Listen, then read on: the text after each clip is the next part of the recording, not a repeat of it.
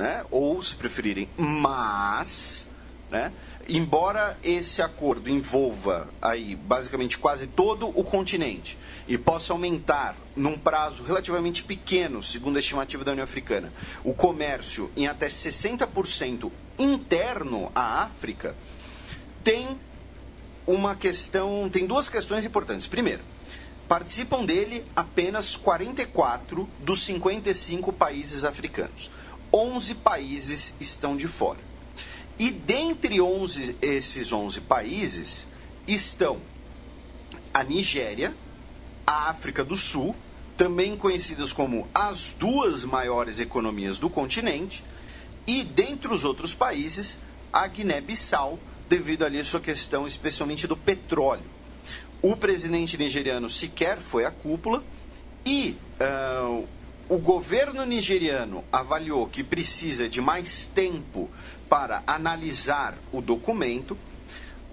O que acontece é, a Nigéria e a África do Sul são as duas maiores economias, porém muito baseado no seu potencial de recursos minerais e também, no caso da África do Sul, potencial agrícola exportador.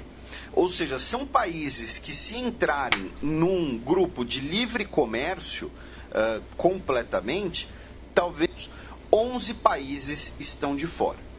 E dentre esses 11 países estão a Nigéria, a África do Sul, também conhecidas como as duas maiores economias do continente, e dentre os outros países, a Guiné-Bissau, devido ali à sua questão especialmente do petróleo.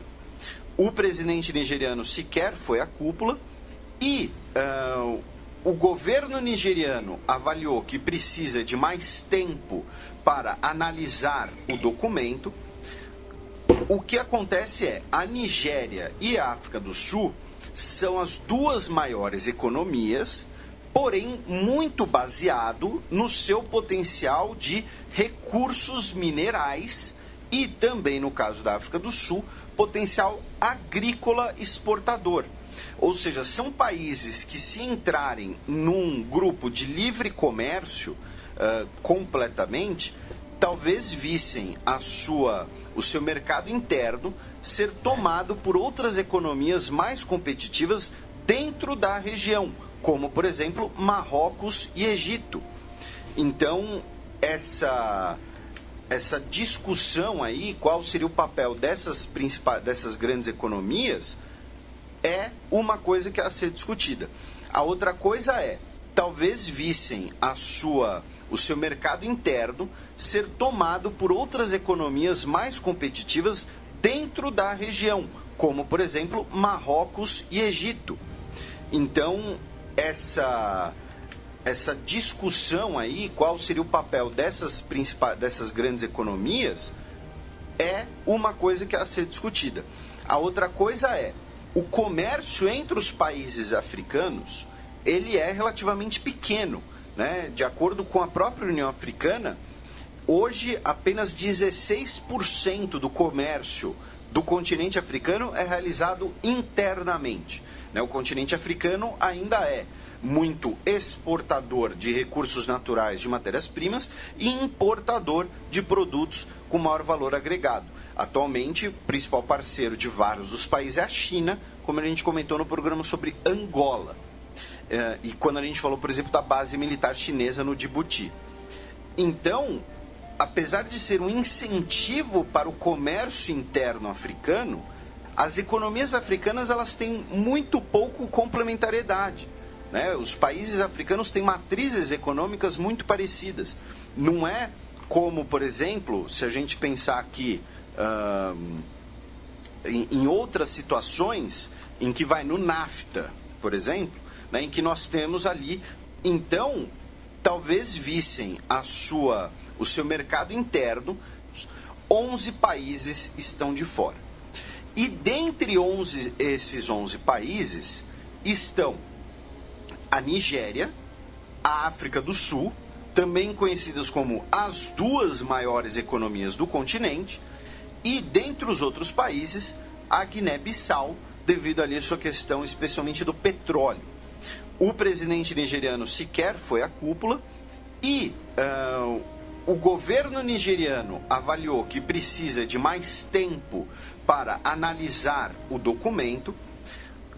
O que acontece é, a Nigéria e a África do Sul são as duas maiores economias, porém muito baseado no seu potencial de recursos minerais e também, no caso da África do Sul, potencial agrícola exportador.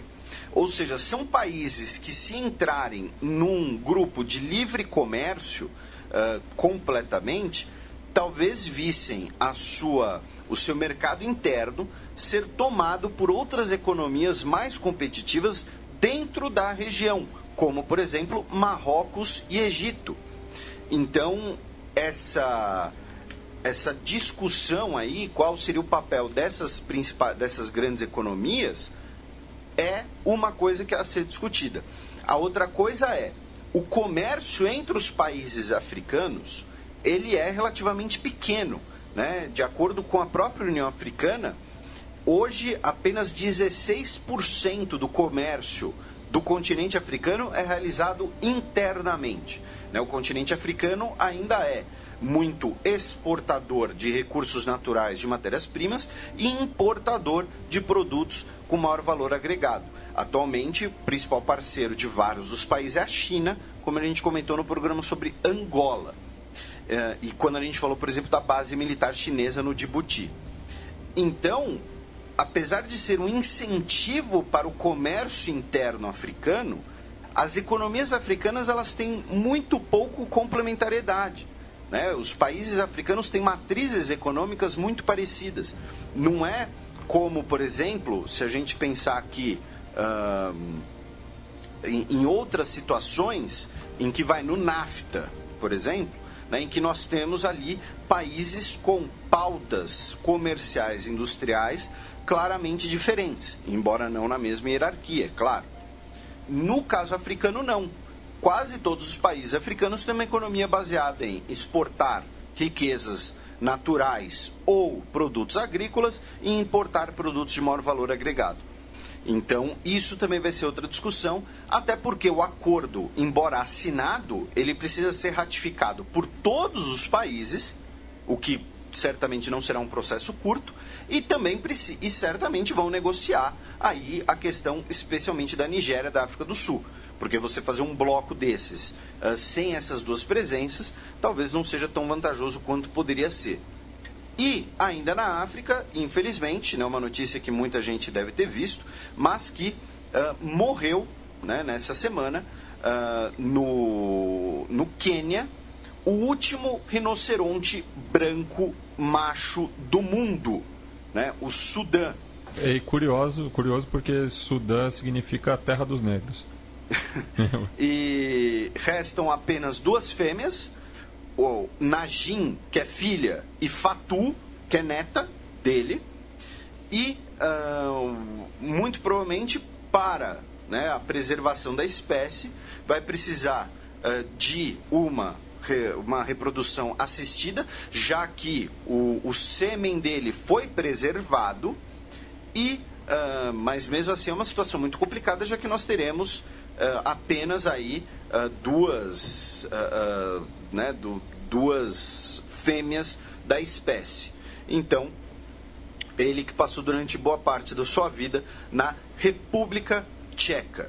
Então, né, fica aí o registro, né, de mais uma, né, um fim de uma espécie. Aplausos para a humanidade, né? Pois é. Então tá aí. E aposto que muitos dos parentes dele foram mortos pela atividade predatória da caça, né? Não, mas da caça esportiva. Esportiva com muitas aspas. Né? Aspas. Mas então tá aí mais uma notícia, infelizmente, da África. Ou como se diz em espanhol, comillas. Não sei porque eu falei em espanhol, mas... Bem, passemos agora para a coluna aberta, no qual eu e Felipe vamos dar um giro pelo Oriente Médio.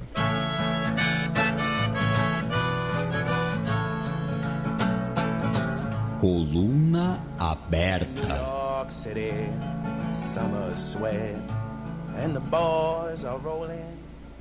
Israel admite ter atacado suposto reator sírio em 2007. Essa foi uma notícia que pegou ninguém de surpresa, né? Porque basicamente Israel era o único país que poderia ter realizado essa operação. Na verdade, a notícia é só o atraso, né? É tipo... Isso. A notícia é o governo de Israel ter admitido, porque a gente já comentou algumas vezes, né, o Israel usa muito a política da opacidade, que é aquela coisa, eu não nego nem confirmo. Né? O exemplo mais evidente disso é o da opacidade nuclear. Né? Israel não nega nem confirma que tem armas nucleares. Por quê? Porque se Israel negar sob uma autoridade internacional, sob uma investigação internacional, e comprovar que ela não tem armas nucleares, vai servir para os outros países, vai incentivar os seus vizinhos, digamos assim, a lhe atacarem. Já se Israel confirmar, admitir que tem armas nucleares, vai servir de pretexto para que esses mesmos vizinhos desenvolvam as suas armas nucleares. Né? Então, assim, a notícia foi Israel ter admitido, ter confirmado que realizou esse ataque de 2007. Aí a gente vai aproveitar aqui, vai fazer um breve retrospecto e vai, né, chegar no que isso pode significar. Em 6 de setembro de 2007, né, aviões da Força Aérea Israelense, muito provavelmente com cooperação com tropas especiais em solo dentro de território sírio, destruíram instalações de pesquisas nucleares na região de Deir ez-Zor, dentro da Síria.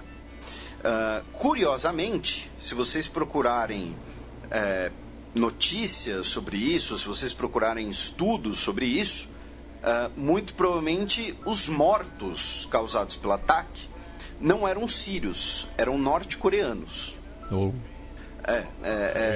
É óbvio que também não é confirmado por ninguém, até porque a gente não está falando dos governos mais transparentes envolvidos nesse rolê, né? Síria e Coreia do Norte.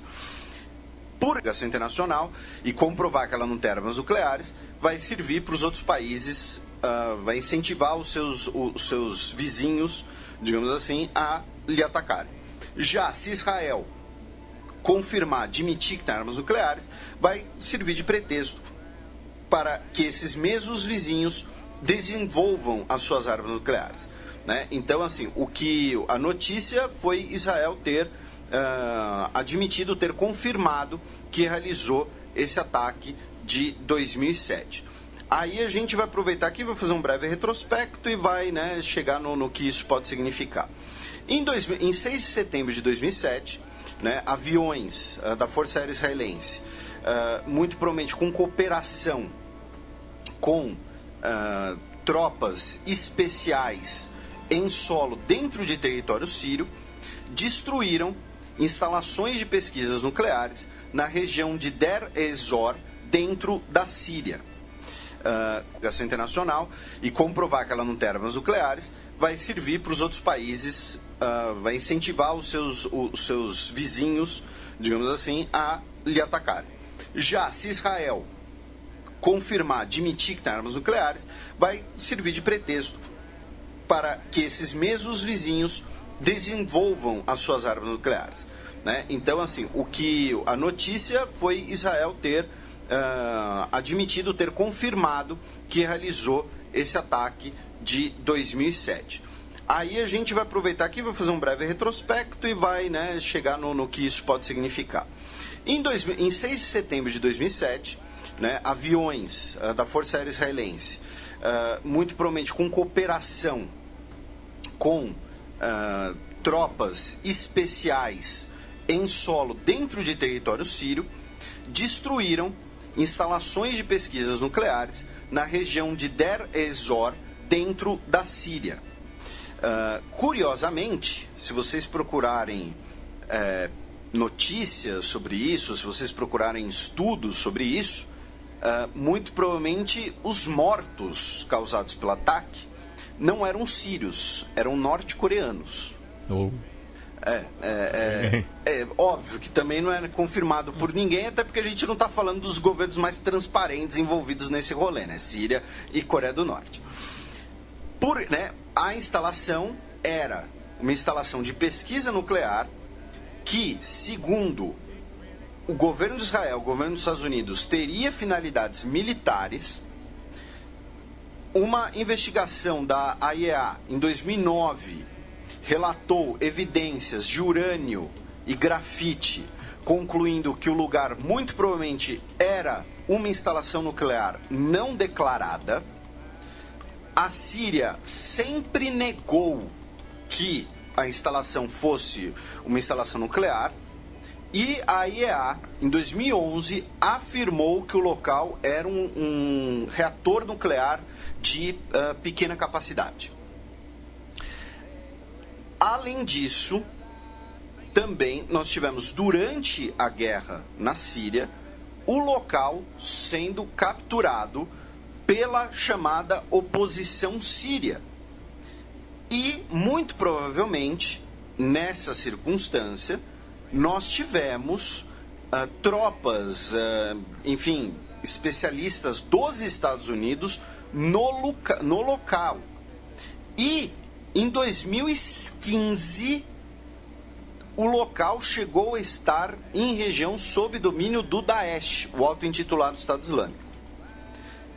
Então, resumidamente, era muito provavelmente um local de pesquisa nuclear, um reator de pequena capacidade, incluindo ali com local de depósito de água pesada, um reator, enfim, tudo que uma instalação nuclear precisa, que foi destruído pelo ataque aéreo israelense. Por quê? Né? O que embasa, digamos assim, essa operação, né? Primeiro, um reator nuclear, mesmo para fins pacíficos, ele pode ser utilizado para pesquisa do uso militar de armas nucleares. Né? Até porque, para você usar um reator nuclear, você precisa produzir combustível nuclear. Isso significa enriquecer urânio, especialmente, o que significa, eventualmente, o início da possibilidade de você criar uma arma nuclear. Claro, o enriquecimento do urânio para ser combustível e o enriquecimento do urânio para ser arma são são em escalas de intensidade bastante diferentes e que não são o mesmo processo, mas uma coisa é o início da outra. Então, se a Síria estava começando a brincar ali com um reator nuclear, né, isso não significava, né, isso teria alguns significados ali muito claros. A segunda coisa é o seguinte: no caso da Síria, em outros exemplos que a gente vai ver, nós estamos falando de países que não têm relações com Israel. Mais ainda, são países que estão, do ponto de vista literal, né, em guerra. Né? A Síria e Israel estão numa guerra ininterrupta desde 1948. Então, a Força Aérea Israelense atacar um alvo dentro do território sírio não é, do ponto de vista legal, uma violação de um tratado, uma violação de soberania, mas por um país que, né, não reconhece essa soberania. Então, havia ali uma justificativa, uma brecha legal para esse ataque. E existe uma questão política, que é a chamada doutrina Begin, por conta do Menachem Begin, que foi primeiro-ministro de Israel, o primeiro-ministro de Israel de direita, já no fim da década de 1970, né? Israel até o fim da década de 1970 foi governado apenas pelos partidos de esquerda, e a doutrina Begin foi basicamente uma releitura, né, da Guerra dos 6 Dias. Né? O que foi a Guerra dos 6 Dias, em junho de 1967? Né? Foi um ataque preemptivo do Estado de Israel, na argumentação israelense, claro. Né? Se tem um lugar em que existe um choque de narrativas, é quando estamos falando de Israel. Mas um ataque preemptivo de Israel contra especialmente o Egito e a própria Síria, argumentando que esses dois países estavam se preparando para lhe atacar. Então, ele foi lá e atacou primeiro. E mesmo a Guerra dos 6 Dias tem um precedente, que foi a Operação Damócles, né, uma referência à espada de Damócles, né, a questão ali, o mito, né, em agosto de 62, quando o Mossad foi lá e eliminou, digamos assim, a ameaça de cientistas alemães que haviam trabalhado no programa de foguetes da Alemanha nazista, que estavam desenvolvendo foguetes militares no Egito. Então nós temos aqui um histórico de operações, entre aspas, preemptivas de Israel contra o que ela vê ameaças em seu território. Além disso, a relação entre Israel e Síria permitiria, digamos assim, esse ataque. Além desses exemplos, nós temos, acho, 2 exemplos que devem ser dados, devem ser citados. O primeiro deles foi em 1985, quando... O primeiro não, já foi o segundo, mas é que o mais importante eu vou deixar por último. Mas em 1985, 8 aviões da Força Aérea de Israel, 8 aviões F-15, e Israel tem um F-15 próprio, né? Israel é um dos países que tem né, um amplo acesso à tecnologia militar desenvolvida pelos Estados Unidos, que atacaram alvos da Organização da Libertação Palestina na Tunísia. Na época, a sede da OLP era na Tunísia. Se vocês olharem no mapa, cruza boa parte do Mediterrâneo, né? E Israel foi lá e realizou um ataque em 1º de outubro de 1985, que deixou cerca de 50 a 60 pessoas mortas. Um dos objetivos do ataque, muito provavelmente um dos alvos do ataque, era o próprio Yasser Arafat, né? Que era para estar ali no QG, mas por algum motivo não estava. Então, fizeram lá uma rota, uma coisa né, cinematográfica mesmo, fugindo dos radares líbios, né? Já era a Líbia do Gaddafi. E o outro, mais conhecido e mais famoso, mais importante talvez, foi em junho de 1981, quando a Força Aérea de Israel, durante o governo Menachem Begin, né, dá para considerar que talvez aí seja o início oficialmente da doutrina Begin, embora seja uma doutrina nacional das forças militares de Israel, destruíram o reator nuclear de Osirak dentro do Iraque, né? Foi chamada Operação Babilônia, em 7 de junho de 1981. Claro, tudo isso é que eu estou resumindo, e aí eu dou as datas, né, para que vocês possam eventualmente buscar mais informações caso desejem. Curiosamente, nessa circunstância, o Israel estava agindo sem querer, né, junto com o Irã, porque o reator já havia sido alvo de um ataque aéreo iraniano, porém não destruiu o reator foi apenas danificado. Ele foi, então, consertado por técnicos franceses e depois foi destruído de vez pela Força Aérea israelense, que aí, nesse caso, já era um reator nuclear propriamente dito, tá? Era um reator da classe Osiris, comprado à França em 76. Os franceses alegavam que o convênio era para fins pacíficos, porém Israel alegava que o reator tinha outras propriedades e teria ali uma finalidade militar. Tanto que pelo menos um engenheiro nuclear francês morreu no ataque, confirmado, né?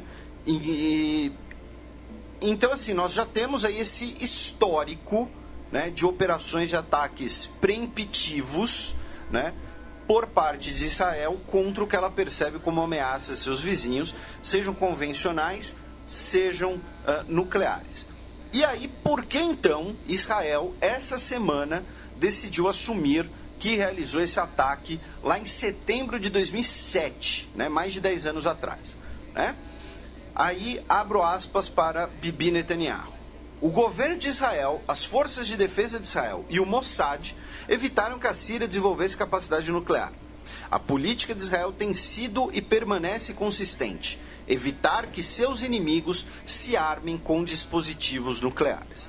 Ou seja, ele está fazendo aí uma ameaça recado contra o Irã, né? Por conta aí do Irã ser, segundo o governo de Israel, perseguir, né, buscar o armamento nuclear.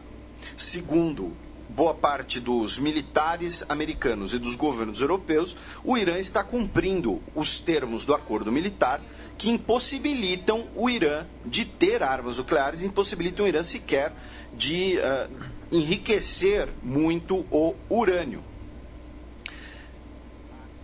Então, do ponto de vista externo, é uma espécie de recado ao Irã.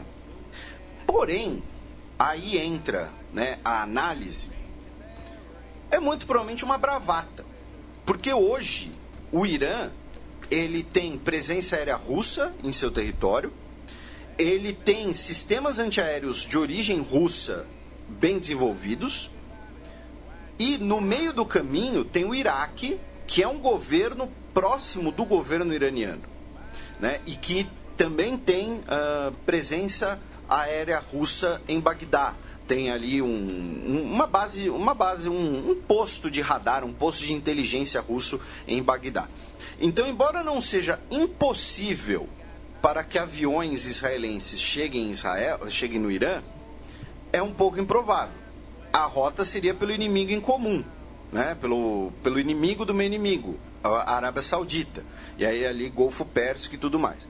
Mas, de qualquer jeito, hoje é um pouco improvável um ataque aéreo israelense contra o Irã, e também porque o Irã tem um peão, usando o termo do xadrez, né, tem um peão a ser sacrificado logo ali do lado do rei de Israel, né, que é o Hezbollah.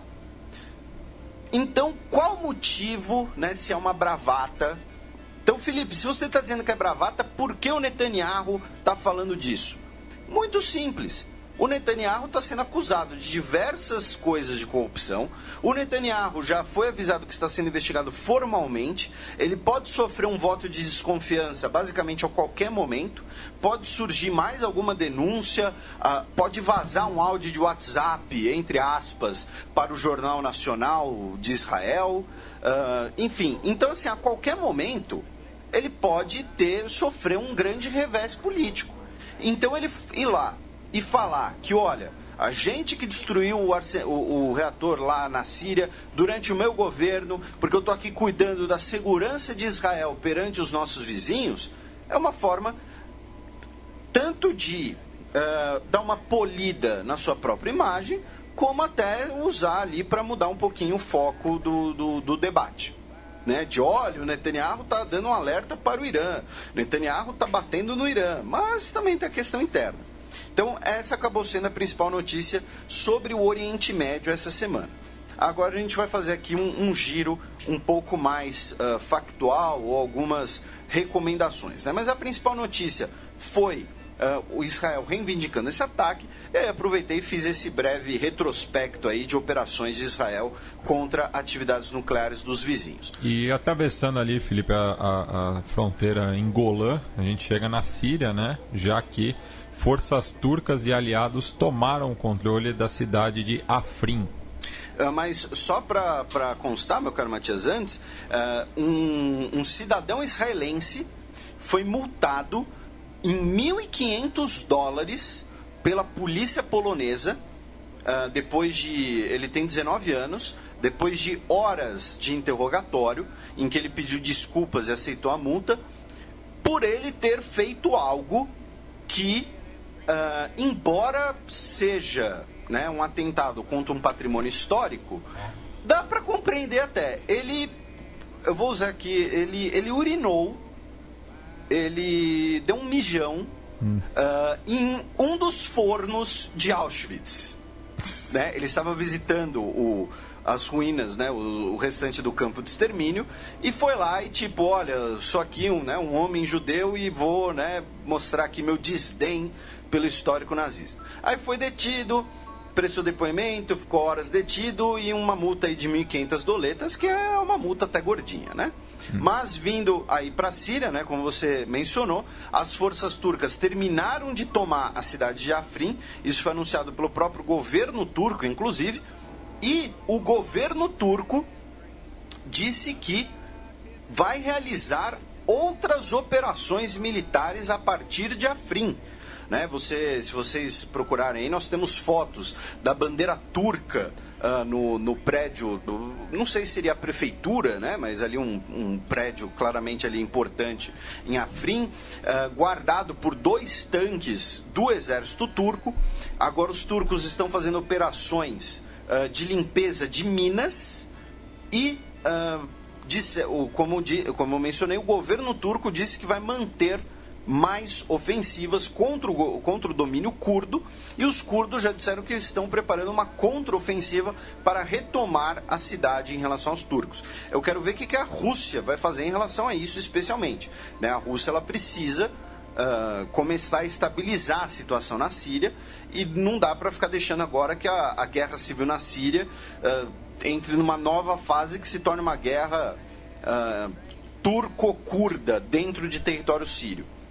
E também na Síria, os grupos rebeldes de Guta Oriental se renderam. Né? Nós tivemos um dos grupos negociou um cessar-fogo, e alguns outros grupos rebeldes, inclusive o Ahrar al-Sham, né, que talvez seja o maior grupo que estava ali, aceitaram se render para as tropas do exército sírio, depois de 5 semanas de cerco e mais ou menos 1.500 mortos, né, contando aí civis e militares. Cerca de 30 ônibus levando combatentes e suas famílias deixaram a cidade.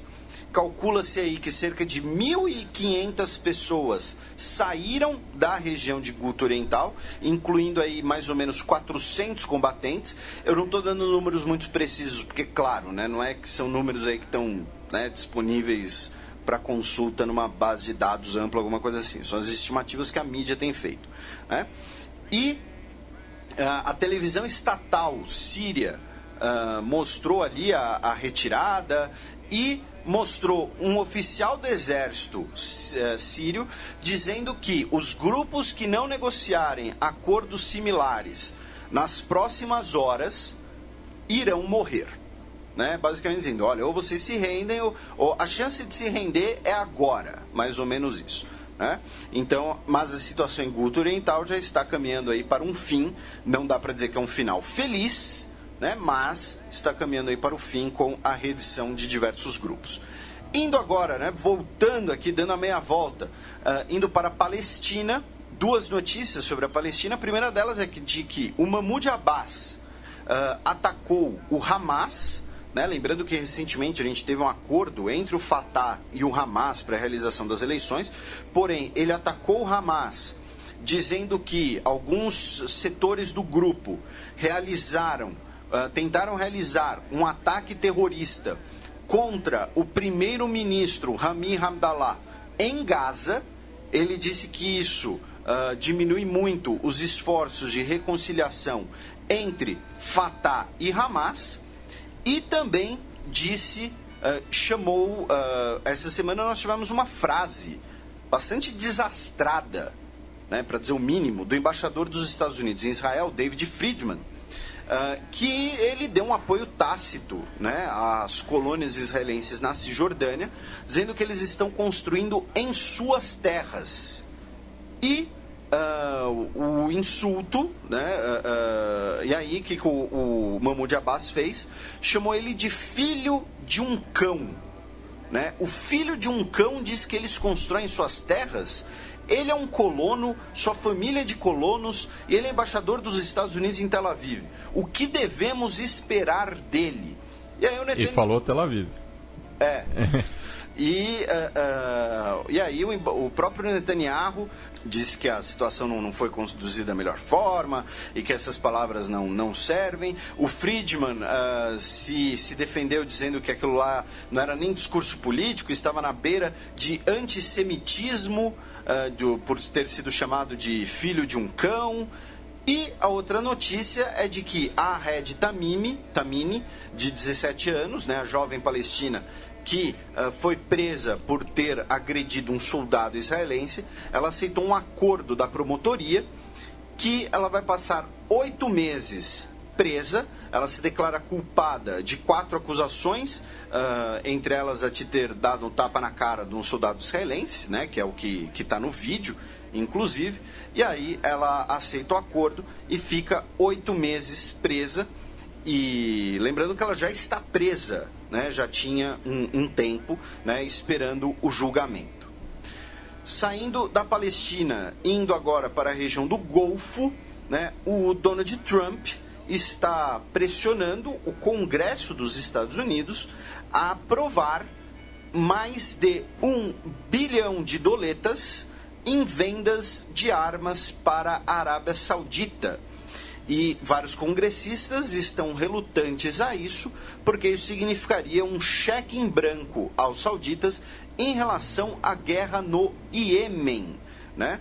Lembrando que o MBS ele se encontrou aí com o Donald Trump, né? O MBS, o herdeiro da coroa saudita, da coroa do reino absolutista da família Saúde na Península Arábica, né? Eu sempre vou fazer questão de lembrar às pessoas que o país é tão absolutista, mas tão absolutista que o nome do país é o nome da família que o governa, né? Basicamente uma grande fazendona. E saiu uma matéria, serão diversas matérias na imprensa internacional, mas uma que saiu em português saiu no El País, por exemplo, e vários dos nossos ouvintes recomendaram, sobre a filha, né, do emir do Dubai, né, o cheque Mohammed bin Rashid Al Maktoum, e, no caso, a Latifa Mohammed Al Maktoum. Ela é uma das mais de 40 filhos e filhas do cheque e ela está desaparecida, tentando fugir dos Emirados Árabes Unidos, né? Ela diz que o seu pai é a encarnação da maldade, que não há nada que ele não cogita fazer para manter a aparência de um homem de família, e ela e uma amiga que a estava ajudando nessa fuga estão desaparecidos. E ela gravou um vídeo relatando violências, relatando abusos, relatando que ela é basicamente uma prisioneira dentro da sua própria casa. E uma coisa curiosa nessa história toda, né, não querendo desmerecer nada, mas é mais um exemplo de como essas monarquias absolutistas, supostamente pró-ocidente da região do Golfo, tem ali bastante podres dentro dela. A amiga dela que está tentando fugir com ela, que estava auxiliando ela na fuga, é uma finlandesa de 41 anos, chamada Tina Jauhiainen, e que elas se conheceram porque a finlandesa era professora de capoeira dela. Eu não sabia que existiam finlandeses que praticavam capoeira. Capoeira é bem difundida no mundo. Tá, mas se eu virar pra você, Matias, estou fazendo aula de capoeira, você vai imaginar que meu professor ou professora é uma finlandesa? Você já viu no CPUSP quantidade de estrangeiro que... Ok, tá bom. Então agora você está dizendo que capoeira é luta nacional da Finlândia, tá bom. Não estou falando que é luta nacional da Finlândia, estou falando que é tão incrível um professor de capoeira finlandês quanto um sensei brasileiro de karatê. Não. Porque aí não há um equivalente mundial ao Sr. Miyagi. Desculpe, não há. Inclusive, né, todo mundo é empolgado com o trailer da nova série baseada em Karate Kid. Eu quase voltei pro dojo. Eu que parei na faixa vermelha. E pra gente encerrar esse giro pelo Oriente Médio, né? Infelizmente não foi um giro num tom dos mais positivos ou otimistas, né? Mas tivemos aí essa semana mais de 30 mortos em Cabul, num atentado terrorista que celebrava o Ano Novo Persa, né? Não faz parte do calendário oficial afegão, é uma festa religiosa e, na verdade, de uma das facetas do sincretismo religioso do xiismo iraniano, né? Que é o Nowruz, né? Que é o início do ano novo persa, que vem lá desde o zoroatrismo, sei lá. E deixou pelo menos 32 pessoas mortas, deixando mais de 50 feridos num templo xiita em Cabul, né? E aí aquele lembrete que a gente faz, né? O Daesh, né? Assumiu a autoria do atentado. Aquele lembrete que a gente faz que os xiitas são o maior alvo e a maior vítima dos atentados terroristas. E baseado, né, nas coisas que... No que eu aprendi na internet nas últimas semanas, se você não lamentou esse ataque terrorista em Cabul, que deixou 32 pessoas mortas, você não pode mais lamentar nenhum outro atentado terrorista. Você tem que lamentar todos. Tá? Teve um atentado terrorista no sul da França, para quem não está acompanhando. Então, se você colocou a bandeira do Afeganistão, tem que colocar da França depois. Ou se vai colocar da França e não colocou da Afeganistão, não pode. Também. Tá? A gente agora é vigia de luto alheio. Já que tem ataque terrorista no mundo todo, já podia colocar bandeira de todos os países. Pois é, mais de 200 bandeiras. Então, tá aí, fechando aí o giro pelo Oriente Médio, só para deixar claro, teve sarcasmo envolvido nas últimas declarações, né? Mas a gente já tinha comentado isso quando ele teve o ataque em Nice, né? Que foi na época da tragédia em Mariana. Sim. Inclusive, na época, eu indiquei a música do Cólera, Qual a Violência, que tem o refrão que é Qual Violência é Pior. E o Cólera esteve no Thunder Radio Show essa semana aqui na Central 3, então fica a dica aí para quem gosta da banda. Olha aí, gancho com jabá. Pois é. Então tá aí o fim aí do nosso giro pelo Oriente Médio.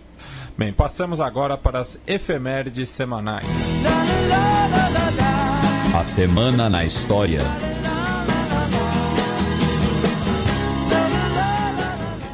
E vai ter outro jabá agora, Felipe. 24 de março de 1603, há 415 anos, ocorria a União das Coroas Britânicas.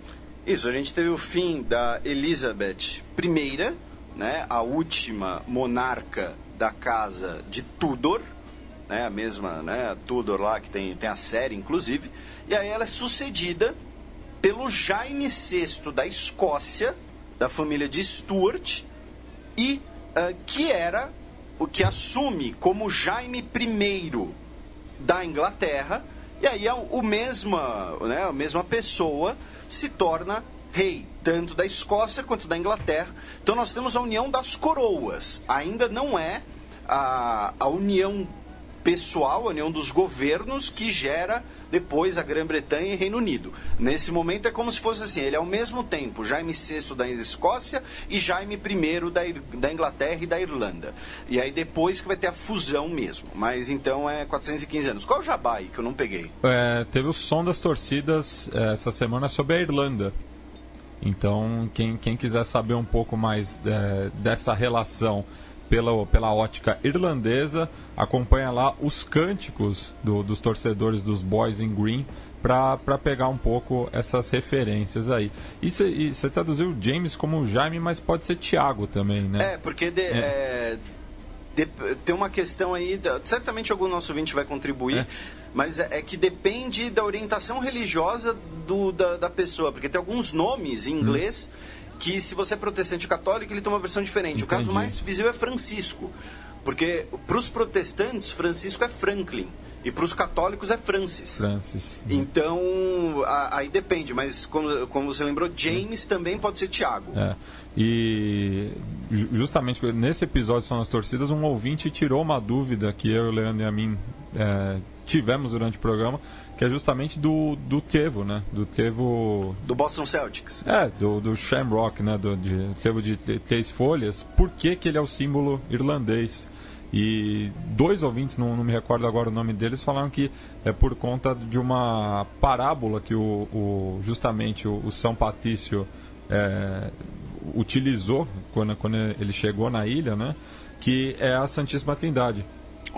Que o trevo de 3 folhas é um símbolo da Santíssima Trindade. Então eu acabei descobrindo essa semana e compartilho com os nossos ouvintes. Tem nada a ver com leprechaun, com gnomo, essas coisas pagãs. Deve ter um sentido pagão também, mas que aí ele revisitou, tá? Vamos dizer, na cosmologia católica, é a católico-irlandesa. É a Santíssima Trindade.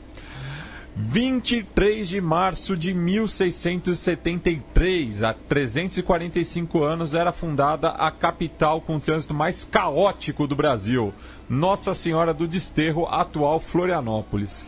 Olha, fica uma dica para os ouvintes. Se prepara para o trânsito de Floripa se vocês nunca foram para lá. Mas assim, eu vou repetir o comentário que eu tenho certeza que algum catarinense vai falar. Você é paulistano, quem é você para falar do trânsito de lá? Cara, é uma questão proporcional. Florianópolis tem uma ponte só que liga a ilha ao continente. Então imagina como é a situação lá. Ou seja, se você for eleito, você vai construir várias pontes. Nossa, eu faria várias pontes. Não sei por que não fizeram ainda. Uma vez eu levei 3 horas quer dizer, uma vez, a única vez que eu estive em Florianópolis, eu levei 3 horas para sair do norte da ilha até o aeroporto Hercílio Luz, que fica ali do lado da Ressacada, o estádio do Avaí, justamente é o leão da ilha, enquanto que o Figueirense é o alvinegro do estreito, porque um fica no continente e o outro na ilha. E lembrando que Nossa Senhora do Desterro, né, era ali uma vila perto ali de Laguna, e ela tem o nome Florianópolis em homenagem ao Floriano Peixoto, depois que ele massacra lá os revoltosos da Federalista, que a gente mencionou aqui um tempo atrás. Da Revolta da Armada, no caso, né? Foi da Revolta da Armada ou foi da Federalista? No caso de Florianópolis foi da Revolta da Armada. Enfim, e aí mudou o nome da cidade para Florianópolis, que é a cidade de Floriano, né? Então o nome de Florianópolis tem... Em vida. Em vida, e homenageei uma das figuras mais bizarras, para usar um termo até meio neutro da nossa história política, né? O Floriano, né? O Marechal de Ferro, que de ferro não tinha nada. E, enfim, tá aí, 345 anos. Um abraço para todos os nossos ouvintes e ouvintas de Floripa. Bem, se algum dos nossos ouvintes quiser mijar em algum campo de concentração, tem o campo de Dachau, cuja construção completou 85 anos no último dia 22. Vejam só, né? A gente deu várias efemérides da ascensão de Hitler nas últimas semanas. Logo depois da ascensão de Hitler, a gente...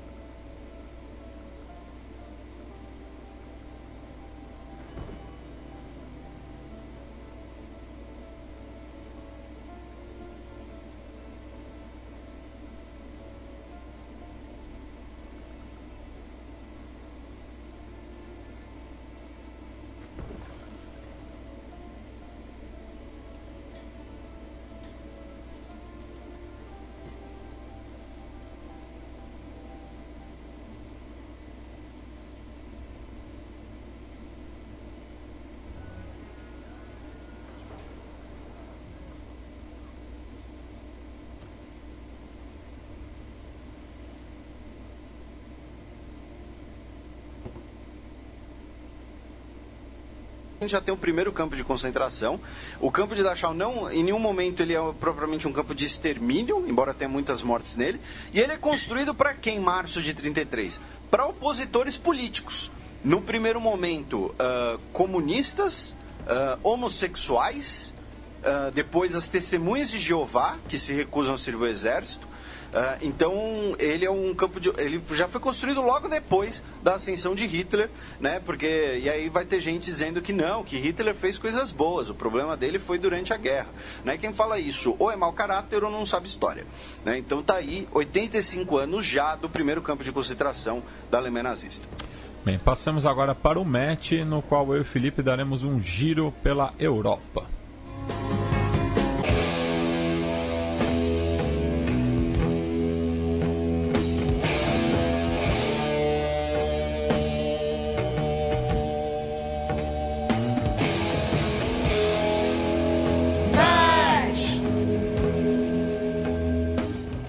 Bem, deu no site francês Antagoniste, Sarkozy en tôle de main. Traduz aí pra mim. Sarkozy preso amanhã. O senhor é ridículo. Eu sei. Não nega. Não nego. Mas Sarkozy foi detido na França, prestou depoimento sob custódia da polícia na terça-feira por suposto financiamento ilegal de sua campanha presidencial de 2007, incluindo, tá? Não é apenas isso, como muitas manchetes ou muita gente pode ter interpretado, mas incluindo 50 milhões de euros doados pelo Muammar Gaddafi, né? Então, ditador da Líbia e autoproclamado, né, supremo líder africano e, enfim, o coronel Muammar Gaddafi. Isso daqui... Felipe, só fazer um parênteses. Imagina se o FBI começar a investigar a ligação do Trump com o Gaddafi. Teve aquela vez que o Gaddafi... acampou. Então, literalmente. Então, ele fez a mesma coisa com o Sarkozy.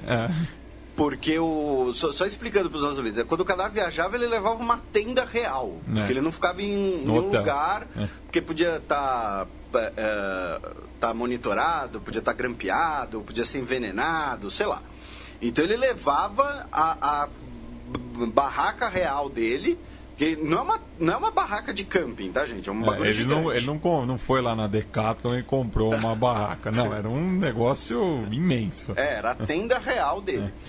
E teve uma vez que ele ficou, quando ele foi para a Assembleia Geral da ONU, ele ficou no gramado da Trump Tower, alguma coisa assim. Era um terreno ligado ao grupo do Donald Trump. E aí teve uma vez também que ele visitou a França e que ele... Estou aqui jogando no Google aqui, né? Mas que foi em 2009, isso... E ele ficou no subúrbio de Nova York e em Bedford, numa propriedade chamada Seven Springs, com murada e tudo mais, de propriedade do Donald Trump. E o Trump disse que, na época, que alugou o território, né, o terreno ali para pessoas que talvez sejam ligadas ao Gaddafi. Então, e aí o Gaddafi, quando ele foi para a França, se encontrou com o Sarkozy, ele fez a mesma coisa. E aí, isso é uma coisa, são algumas coisas importantes, né? Eu vou produzir um texto mais detalhado sobre isso, mais uma coluna para a semana que vem na Gazeta do Povo, que me convidou para fazer alguns comentários de política internacional lá. E essa investigação está rolando desde 2013, investigação sobre financiamento ilegal da campanha do Sarkozy. E, no caso, o Sarkozy, ele teria cometido 2 crimes. O primeiro é de financiamento estrangeiro de campanha política e o segundo é ter fraudado a declaração de origem dos fundos de campanha. Esse processo em específico foi feito após a revelação de um documento de origem líbia que comprovaria que o Sarkozy teria recebido o dinheiro de Gaddafi e também, em novembro de 2016, como parte dessa investigação, um empresário franco-libanês chamado Ziad Taqieddine afirmou que teria levado malas contendo 5 milhões de euros em grana viva de Trípoli a Paris, entregando a quantia ao Sarkozy, que então era ministro do interior francês. Né? O Gaddafi foi uma das primeiras... um dos primeiros dignatários estrangeiros que o Sarkozy assumiu, que o Sarkozy recebeu logo depois de assumir o cargo. Né? E aí a tenda ficou no pátio do Hotel de Marigny, que é a residência oficial das personalidades que fazem visita de Estado à França. Ou seja, olha só, Gaddafi, estou te convidando para vir ficar aqui. Não, mas vamos colocar numa situação cotidiana para os nossos ouvintes verem como isso é meio surreal. Eu convido você para passar o fim de semana na minha casa. Eu falo, olha, você pode dormir aqui nesse quarto. E aí você fala, não, eu vou botar uma tenda na sua sala. Porque você pode ter grampeado o quarto que você quer me receber. Então, assim, é uma coisa meio surreal, digamos assim. E aí essa relação, ela tem 3 elementos importantes, né? Essa investigação, melhor dizendo. Né? Ela tem 3 elementos importantes. O primeiro deles é a questão da relação do Sarkozy, mas também de diversos líderes franceses, de negociar e aceitar ditaduras africanas, especialmente nos territórios que foram possessões coloniais francesas. Não é o caso da Líbia, né? A Líbia foi uma possessão italiana até a Segunda Guerra Mundial. Porém, a França, historicamente, os líderes franceses buscam sempre manter relações bastante complicadas, né? Complicadas no sentido aqui ético e no sentido jurídico, com lideranças africanas. E aí entra uma coisa que a gente já mencionou aqui, já explicou em programas anteriores, que existem 2 moedas africanas que são lastreadas pelo Banco Central francês, que é o franco africano ocidental e o franco africano oriental. Então as relações entre ditaduras, especialmente ditaduras, governos autoritários, que controlem recursos naturais, e a França, ela não é promíscua de hoje. A segunda coisa aqui é, por que o Gaddafi estaria então, né, ele teria dado dinheiro para o Sarkozy, tem a suspeita, a investigação de que ele teria financiado a campanha do Lula, inclusive, né? Tem suspeita de envolvimento do Gaddafi em diversas eleições, diversos movimentos políticos. Por que ele teria começado a distribuir dinheiro? Porque ele era um cara legal, porque ele era o Silvio Santos. Ele chegava na ONU e falava, quem quer dinheiro? Como a gente sempre fala, né? Em campanha eleitoral você não faz doação, você faz investimento. Exatamente. E qual era o investimento, então, que o Gaddafi estava fazendo? O Gaddafi, durante muito tempo, ele foi visto, para as pessoas mais novas, né? Para as pessoas aí que pegaram só o fim do Gaddafi, por exemplo, né? Pessoas aí na casa dos 20 e poucos anos e tal. O Gaddafi era meio como uma figura excêntrica, né? Esse cara que usava um mapa da África na roupa, acampava no território do Trump, teria lá um harém particular, era tarado na Condoleezza Rice, né? Isso é verdade, está indo, mas era verdade. Tem áudio? Não, ele tinha um álbum de fotos da Condoleezza Rice. É sério. Então ele era uma figura meio excêntrica, mas nos anos 70, 80, início dos anos 90, o Gaddafi era visto como um dos principais inimigos do Ocidente, por financiar, né? Os Panteras Negras foram para a Argélia, não foi para a Líbia. Mas o Gaddafi chegou a financiar a OLP, o Gaddafi financiou diversos grupos pela África Central. O Gaddafi financiou, por exemplo, o MPLA em Angola, ele contribuiu.